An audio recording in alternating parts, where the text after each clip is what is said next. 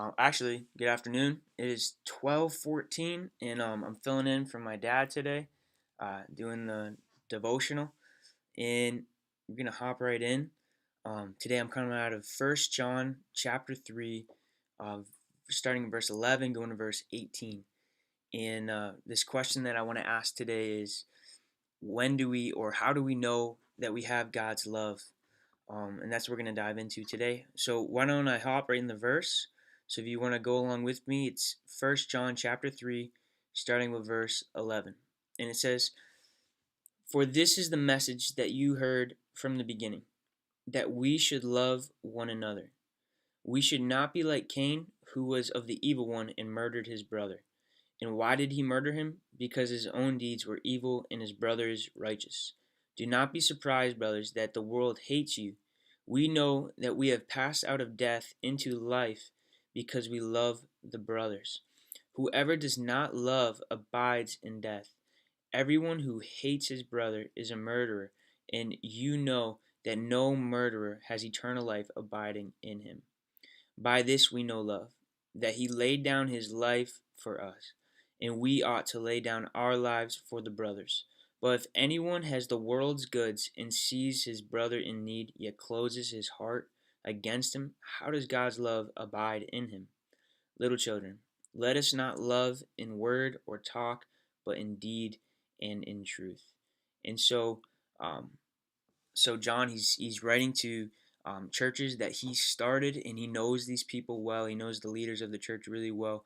And what is happening is that there's rumors, there's false teachings going around that God, he wasn't fully man. He was only a spirit, and there's causing division, and people are being angry. People are hating each other, and he's dealing really with this issue of how do we know God, and also with that is he's bringing up evidences of knowing God, which is love and the Spirit and in knowing the Bible, and so he's bringing up these evidences of how do we know God, and the one that we're really focusing on is we know that we have God's love when we love others, right? So that question I asked, how do we know we have God's love?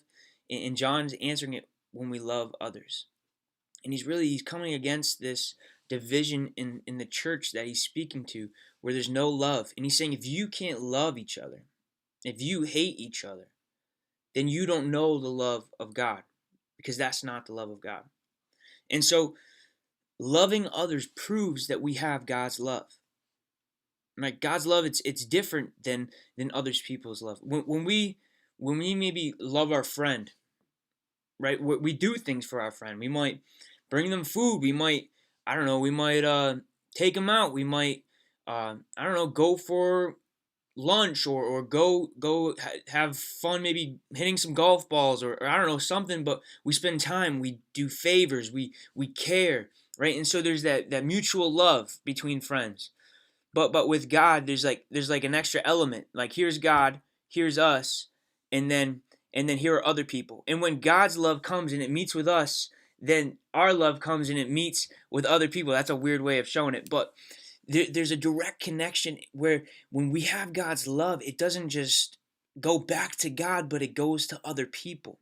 Right? He's talking about Cain as an example of somebody who didn't have the love of God. Someone who, like Cain, he hated his brother because his brother did good, so he murdered his brother. Right? And what he's really saying is this, that the world doesn't have God, so don't expect them to love you, because they hate what is good. Right? People hate what's good. And it's a natural thing, maybe to be envious or jealous of somebody who's doing well. And he's saying when you do well, you might be hated for it. When you love, people might hate that because they don't have it. And so he's building this foundation of, how do you know God? Or, I mean, how do you know that you know God? And that's when you love others, right? And so he gives us an example of what this love looks like, and the ultimate example is Jesus. And he says, by this we know love. So what does this love look like?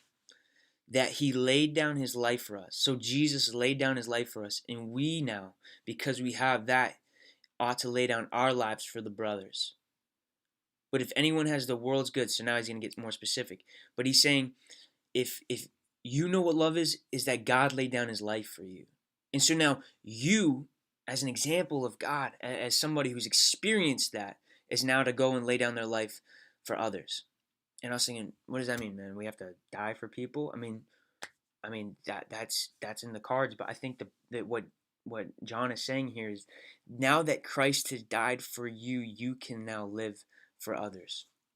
Giving your life doesn't have to be sacrificing your actual life, but it could be sacrificing time. It could be sacrificing money. It could be sacrificing gifts. It could be sacrificing talents and skills.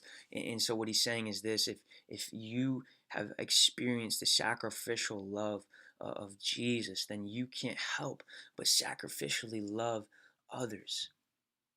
And when you sacrificially love others, you know that the love of Christ is in you, because it's only the love of Christ which could motivate you to do that.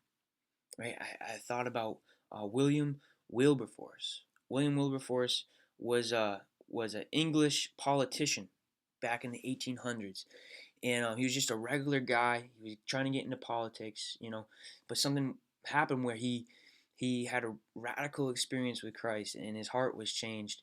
And it was during a time where there was slavery, and the slave trade was at an all-time high. And William Wilberforce, once he experienced the sacrificial love of Christ, he decided that he was going to dedicate his whole life, with other people as well, to ending the slave trade. And because he'd experienced the love of Jesus, he couldn't help but give that love, and do with everything he had, end that slave trade.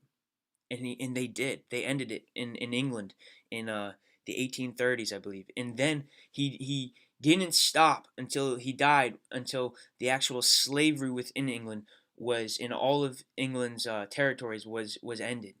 And what I'm showing is this: that William Wilberforce experienced the sacrificial love of Christ, where his sins were forgiven.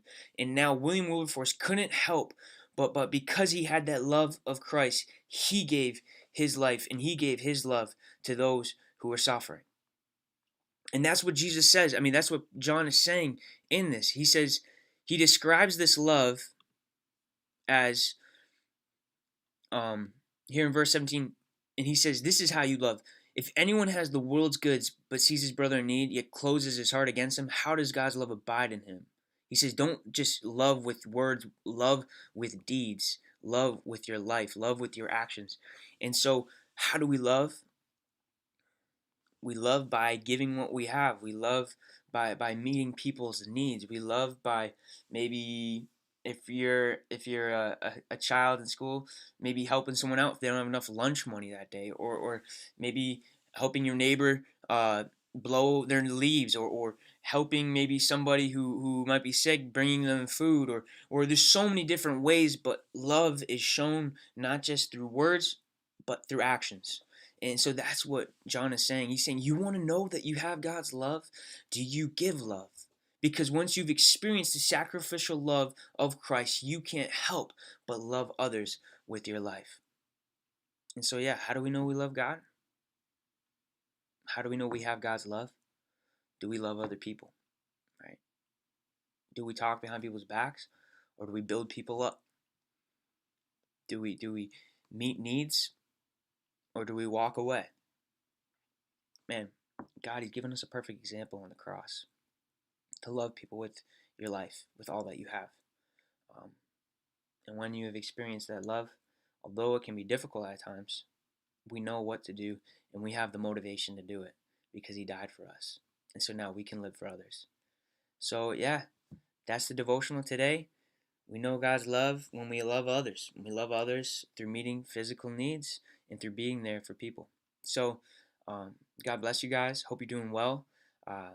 Come on out if you feel safe enough to church tonight. We have Wednesday night Bible study at 6:30 with the kids as well, Brave Girls and Rangers, and hope to see you on Sunday as well. So, God bless you guys.